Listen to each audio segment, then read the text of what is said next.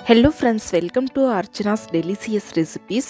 நம்ம வீடியோவில் இன்றைக்கி என்ன பார்க்க போகிறோன்னா, ஈரல் மிளகு வறுவல் எப்படி செய்யலான்றது பார்க்கலாம். இந்த ஈரல் மிளகு வறுவல் பார்த்திங்கன்னா ரொம்ப டேஸ்ட்டாக இருக்கும். ஈஸியாக செஞ்சு முடிச்சிடலாம். வாங்க எப்படி செய்யலான்றது பார்க்கலாம். அதுக்கு ஃபஸ்ட்டு ஒரு பேனை சூடுபடுத்திக்கலாம். அந்த பேன் நல்லா சூடான உடனே 2 டேபிள் ஸ்பூன் அளவு வர கொத்தமல்லி சேர்த்துக்கலாம். கூடவே அரை டேபிள் ஸ்பூன் அளவு சீரகம் சேர்த்துக்கலாம். அரை டேபிள் ஸ்பூன் அளவு சோம்பு, 1/2 டேபிள் ஸ்பூன் அளவு மிளகு. இந்த 4 பொருளையும் நம்ம ஆட் பண்ணதுக்கப்புறமா இது நல்லா கோல்டன் ப்ரௌன் ஆகிற வரைக்கும் நல்லா இதை ஃப்ரை பண்ணி எடுத்துக்கலாம். கூடவே 3 கிராம்பு சேர்த்துக்கலாம். சின்னதாக கட் பண்ண ஒரு 2 பட்டை சேர்த்துக்கலாம். காரத்துக்கு ஏற்ப 3 வரமிளகாய் சேர்த்துக்கலாம். சேர்த்ததுக்கப்புறமா இதையும் ஃப்ரை பண்ணி எடுத்துக்கலாம்.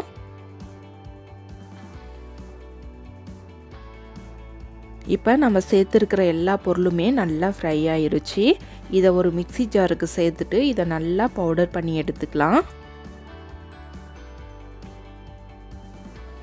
பாருங்கள், இந்த அளவுக்கு பவுடர் பண்ணி எடுத்துக்கலாம். இன்றைக்கி நம்ம 300 கிராம் அளவு ஆட்டு ஈரல் எடுத்திருக்கோம். இந்த ஆட்டு ஈரலை நல்லா வாஷ் பண்ணி இப்போ நம்ம எடுத்து வச்சுருக்கோம். அதில் 1 டேபிள் ஸ்பூன் அளவு பவுடர் சால்ட்டு சேர்த்துக்கலாம். கூடவே 1/2 டேபிள் ஸ்பூன் அளவு இஞ்சி பூண்டு விழுது சேர்த்துக்கலாம். நம்ம இப்போது மிக்ஸி ஜாரில் அரைச்சி எடுத்து வச்சுருக்கிற பவுடரை சேர்த்துக்கலாம். சேர்த்ததுக்கப்புறமா இதை நல்லா மிக்ஸ் பண்ணி விட்டுருங்க. இந்த ஆட்டு ஈரலை பார்த்திங்கன்னா டைரெக்டாக கூட நம்ம செய்யலாம். ஆனால் இது போல் மேரினேட் பண்ணிவிட்டு இது 1 ஹவர் போல் நல்லா ஊற விட்டதுக்கப்புறம் நம்ம செஞ்சோம்னா ரொம்ப டேஸ்ட்டாக இருக்கும். அதனால தான் இதை முன்னாடியே நம்ம மேரினேட் பண்ணி வைக்கிறோம்.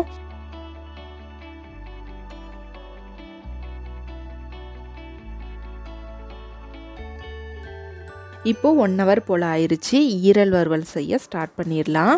திரும்பவும் அதே பேனை சூடு பண்ணிக்கோங்க. அதில் தேவையான அளவு ஆயில் சேர்த்துக்கோங்க. நம்ம இன்றைக்கி 5லேருந்து 7 டேபிள் ஸ்பூன் அளவு ஆயில் சேர்த்துருக்கோம். ஆயில் நல்லா சூடான உடனே கொஞ்சமாக கருவேப்பிலையை சேர்த்துக்கலாம். கருவேப்பிலை நல்லா பொரிஞ்சு வந்த உடனே 1 ஹவர் போல் நம்ம மேரினேட் பண்ணி எடுத்து வச்சுருக்கிற ஈரலை சேர்த்துக்கலாம்.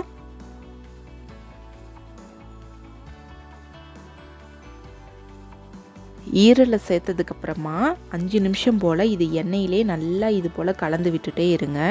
அப்போ தான் டேஸ்ட் ரொம்ப நல்லாயிருக்கும். இப்போ 5 நிமிஷம் ஆயாச்சு. 1 டேபிள் ஸ்பூன் அளவு மிளகு பொடி எடுத்து வச்சுருக்கோம். அதை சேர்த்துக்கலாம்.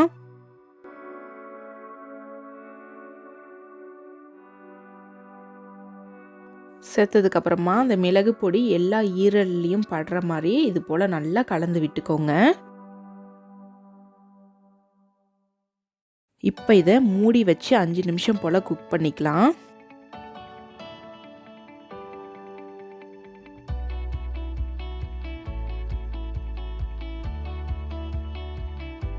இப்போ பாருங்கள், ஈரல் எல்லாமே ஓரளவுக்கு நல்லா குக்காகி வந்திருக்கு. இன்னும் ஒரு கொஞ்சமாக வெந்தால் போதும். அதனால் ஒரு சின்ன டம்ளரில் கொஞ்சமாக தண்ணி சேர்த்துக்கலாம். அதிகம் சேர்க்க வேண்டாம். அடிப்பிடிக்காமல் இருக்கிறதுக்காக கொஞ்சமாக மட்டும் சேர்த்துக்கோங்க. சேர்த்துட்டு ஒரு டைம் இது போல் கலந்து விட்டுருங்க. கலந்து விட்ட பிறகு உப்பு உங்களுக்கு தேவைப்பட்டால் ஆட் பண்ணிக்கோங்க. ஆட் பண்ணிவிட்டு இப்போ இதை மூடி வச்சுட்டு தண்ணி எல்லாமே சுண்டி வர அளவுக்கு நம்ம வேக வச்சு எடுத்துக்கலாம். ஆல்ரெடி நம்ம ஈரல் குக் ஆயிருச்சு. அதனால் ஒரு 5 நிமிஷத்துக்கு குக் பண்ணாவே போதும். பாருங்கள், 5 நிமிஷத்துக்கு அப்புறம் ஓப்பன் பண்ணலாம். நம்மளோட ஈரல் எல்லாமே ரொம்ப சூப்பராக ரெடியாகி வந்திருக்கு.